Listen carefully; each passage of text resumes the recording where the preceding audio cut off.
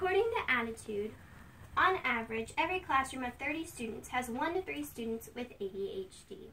That's a lot of students struggling to pay attention and causing disruption to other students and their learning environment. However, fidgets, such as the Fidget Cube, have shown to increase the ability of those with ADHD to pay attention more easily. As a pre-K teacher myself, I have fidgets in my classroom and have seen firsthand how it can help children with ADHD and even autism. It helps them by being able to meet their sensory needs as well as their need for repetitive movement or constant motion. As a matter of fact, fidgets help even some students in my classroom who may be just a little energetic to better pay attention. Today we're going to first discuss the need for fidgets and how fidgets can satisfy that need. After that, I will show you the results when students who need fidgets receive them. I will also focus a lot on ADHD strictly because that's the most common behavioral problem in students. We all want children to be able to thrive in their learning environments because they are the next generation of teachers, politicians, scientists, and more. It can be difficult for children to thrive in their learning environments when their sensory needs and need for movement are not met.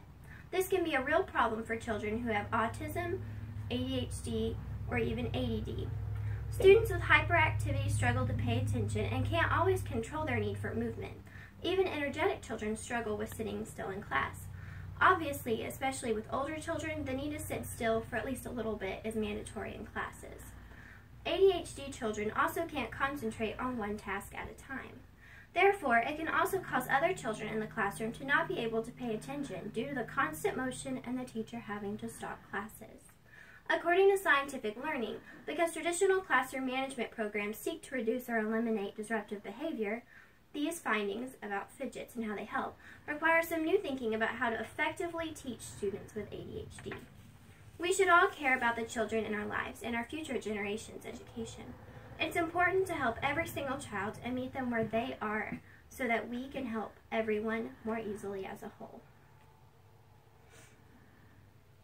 We must be willing as a society to understand that children with hyperactivity are not broken. They simply learn differently. If teachers and parents of students were more educated on the helpfulness of fidgets and how to use them, I believe students with ADHD, autism, ADD, and the overall energetic child could benefit from fidgets in the classroom.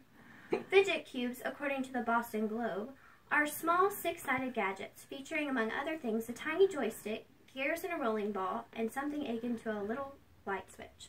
And here are some pictures of those. It says click, glide, flip, breathe, roll, and spin. The makers of the Fidget Cube have this to say about fidgeting via the Boston Globe. This behavior isn't one that should continue to be stigmatized and mocked as unbecoming or inappropriate.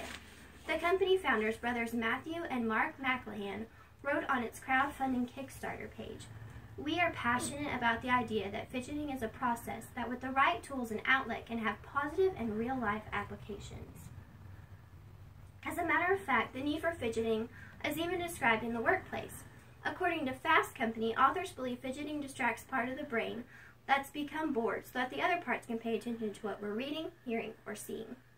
Again, the need for fidgeting may come from something else entirely than a behavioral problem. According to Fast Company, floating attention could be an evolutionary trait that dates back to prehistoric times when the ability to focus 100% on a single task was not entirely desirable and would result in a person missing the large ravenous beast hiding in the bushes. If more students, especially those with ADHD, could have fidget cubes in class, their sensory needs and need for their brain to constantly focus on more than one thing at a time could be met. We risk children struggling through school or being put on medication when they could be accommodated by using fidgets. I'm also not saying medication is never needed. However, these medications are very strong and should only be used as a last resort. Fidget cubes, according to scientific learning, allowing students to fidget in a controlled, respectful way can improve academic performance and create a classroom environment that is more comfortable for all learners. There is a constant argument about other children not understanding and wanting a fidget for themselves. However, this is a very good learning opportunity for all in the classroom and to better help the children who don't know about these learning problems for others to better understand them. Today, as teachers, parents, and family, I challenge you to see people who may have more energy or struggle to concentrate as just people with the gift of multitasking. Fidget cubes can be the answer for students and even adults who need their brain to have something else to do while concentrating. It's important that we start these conversations with people around us and educate them on the benefits of fidgets. So it's time for a review. Today we first learned about the need for fidgets and how fidgets specifically satisfy that need. After that, I showed you the results when students who need fidgets receive them. According to a study done by Pam A. Mueller and Daniel M. Oppenheimer, taking notes by hand is better than typing them on a computer. Simply put, the reason was that the brain had to multitask when writing by hand in order to write everything in time. Clearly, multitasking can be extremely beneficial to those who need it in order to concentrate. Imagine a classroom in which all students were accepted for the way they learned. This truly is not as difficult as teachers originally thought. The answer for many of the problems with focus in the classroom can be solved by something as simple as a fidget. At first, I personally was very skeptical about the benefits of fidget cubes. However, at one school that I was observing, a student had one in his hand. I actually had seen a student this semester before, and he could not pay attention whatsoever during class. The difference this cube made in his ability to focus and follow along in class was amazing to watch. He was allowed to stand in class and fidget the fidget cube and was then able to participate and focus on the lesson at hand. Please, teachers, allow your students to use fidget cubes in class. It can truly make a difference in not only their life, but the overall focus of your own personal classroom.